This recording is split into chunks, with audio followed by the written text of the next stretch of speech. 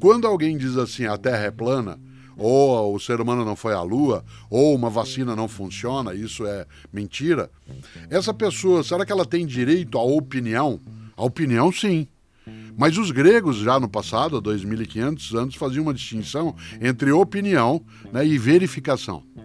Entre o eu acho e aquilo que é o concreto da realidade a partir do experimento.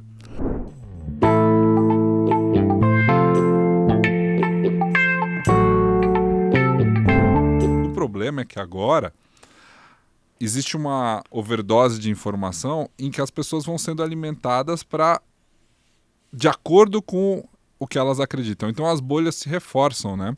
Hoje, quem quer acreditar numa coisa vai encontrar infinitas explicações para aquilo que ela acredita, como o exemplo da Terra plana, como o exemplo, outros exemplos que são já cientificamente comprovados que não se sustentam, mas o cara da Terra plana, ele é o de fora o que tem a iluminação, né? E eu lembrei, inclusive, que no Matrix, quando o Neo sai da Matrix, né, e puxam o plug da nuca dele, ele fica com a visão toda branca, né?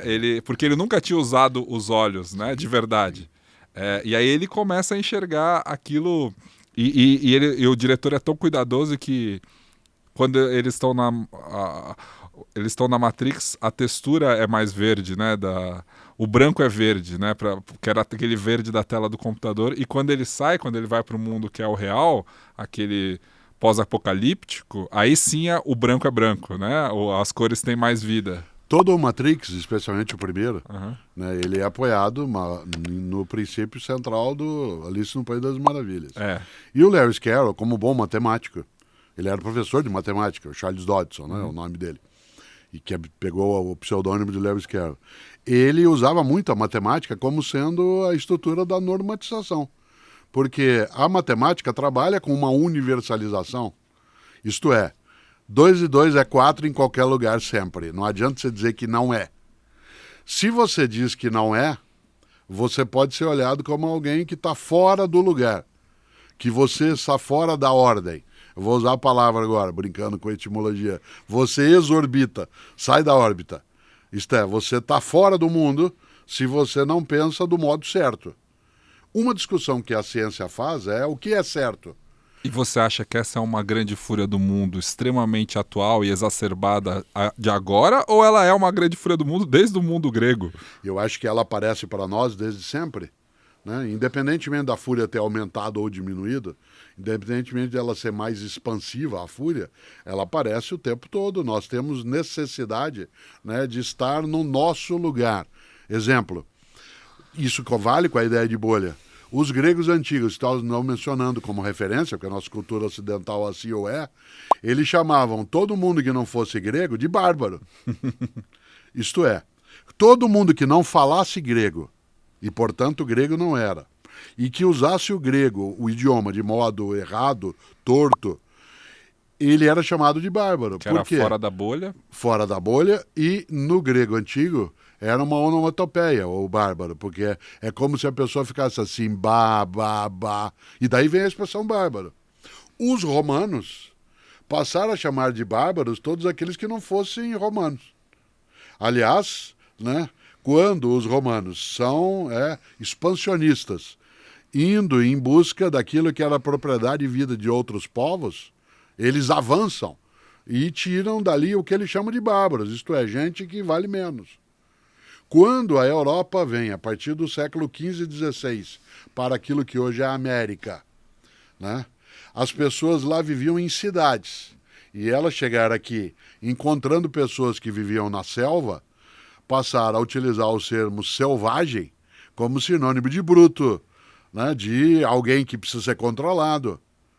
Se você observa o estado de São Paulo, que é onde nós moramos, aqueles que saíram pelo interior do país no século XVII e XVIII para ir tirar pessoas dos seus lugares, aprisioná-los, escravizá-los, são as populações indígenas, eles são chamados, inclusive em toda a literatura clássica, de desbravadores. Tinha gente que estava brava. Estava bravo por quê? Só porque chegaram lá, mataram, estupraram, tiraram, expulsaram, torturaram, aprisionaram, eles ficaram bravos. Que coisa de louco, né? Coisa maluca. Coisa maluca. Você diria. É, E aí, podia ter servido um cafezinho, né? isso, Feito assim, teria que ser acolhedor, mas não. Ele chega, mata, tortura, queima, e aí muda eu tudo reajo. que a gente entende como certo. Quando eu reajo, se eu sou alguém que lá vive, tô bravo. Eles são chamados de bravios, né? Se você olha, uma das coisas que eu tive o clique do que era a bolha foi, eu sempre gostei de cinema e sempre gostei de filmes de faroeste.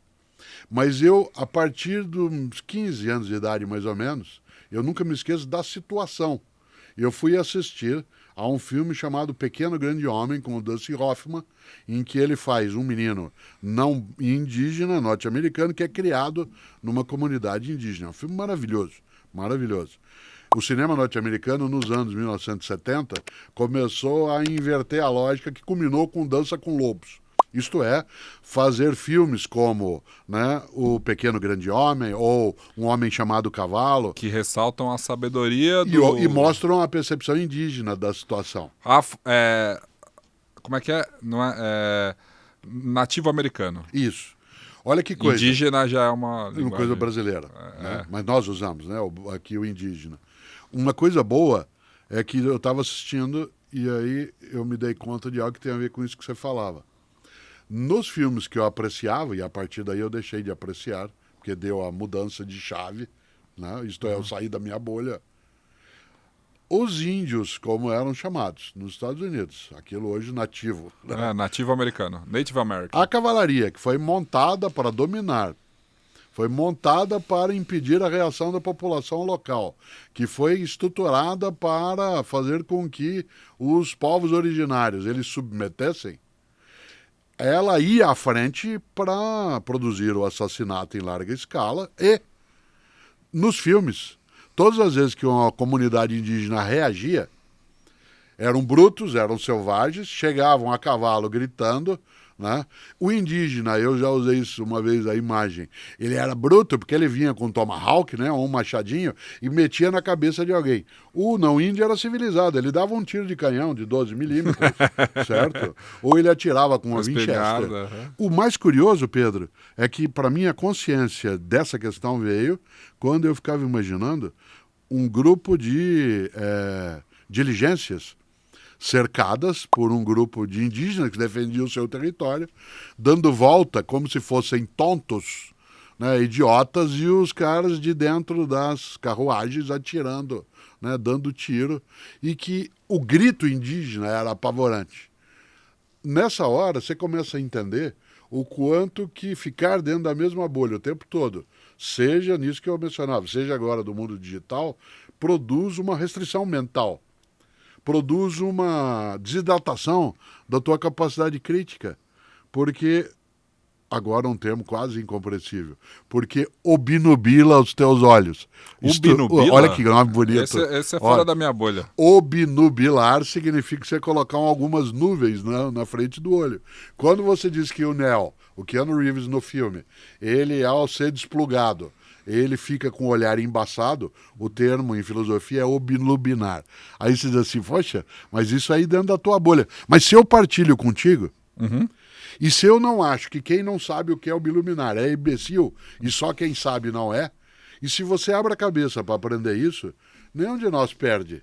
Mas não ficou cada vez mais difícil com esse reforço de bolhas e de opiniões trazido pelo mundo digital, esclarecer ou trazer uma opinião alheia, porque ninguém quer mais ser contrariado, ninguém quer mais mudar de opinião, parece. Parece que as pessoas estão cada vez mais enviesadas em reforçar suas crenças ou em procurar argumentos que elas vão encontrar, né? Vão encontrar no Google, vão dizer para o chat GPT escrever um argumento para elas, que vai ser para ganhar uma discussão, sobre reforçar o seu ponto de vista. Os europeus que vieram para a América, eles ganharam, né? Eles impuseram a cultura aqui porque eles tinham a pólvora, eles tinham o poder econômico. A nossa não, que nós somos descendentes exatamente deles. Exatamente. Eles não impuseram, nós impusemos. Nós impusemos, nós dois brancos aqui falando, exatamente. Filhos de europeus. Filhos de europeus. Ou de árabes, como é o teu caso. Exatamente.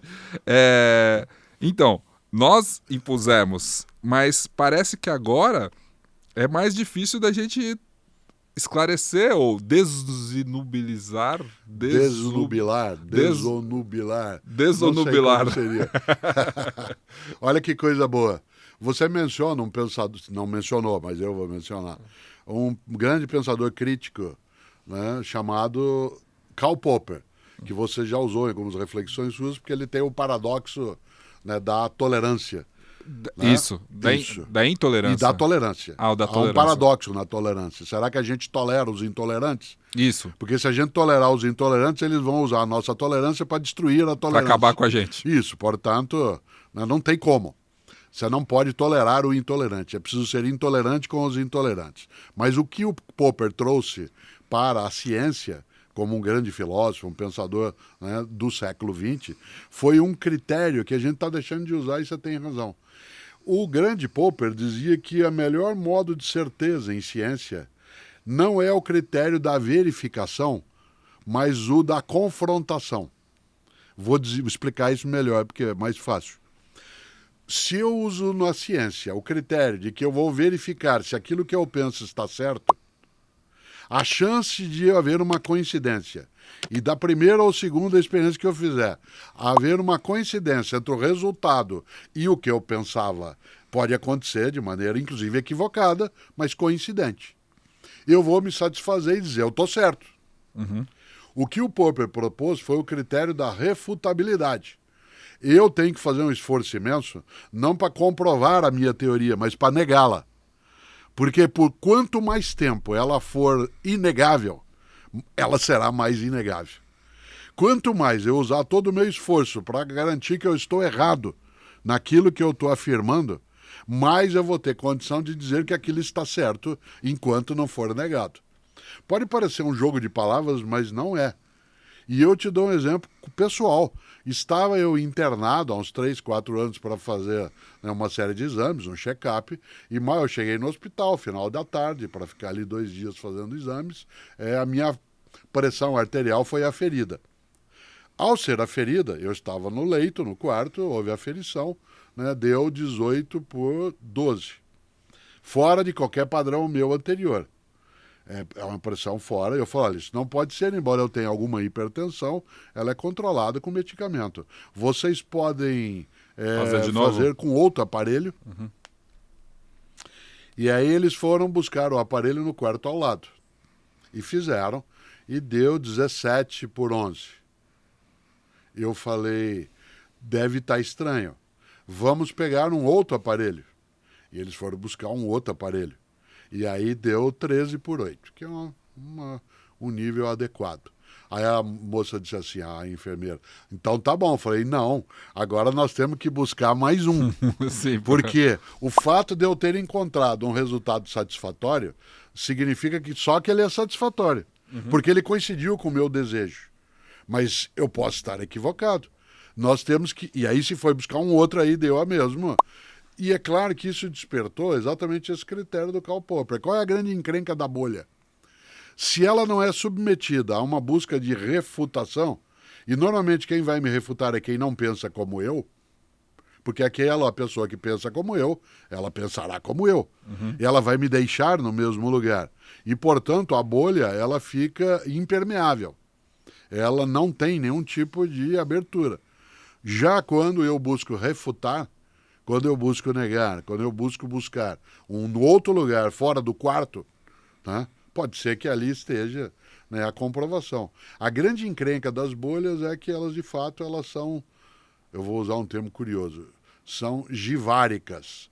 Né? Jívaros era um grupo de população indígena na região daquilo que é parte da Guiana, da Venezuela, cuja a grande especialidade era reduzir a cabeça dos inimigos. Uhum. Isto é, quando eles capturavam, num combate ou numa guerra entre as comunidades.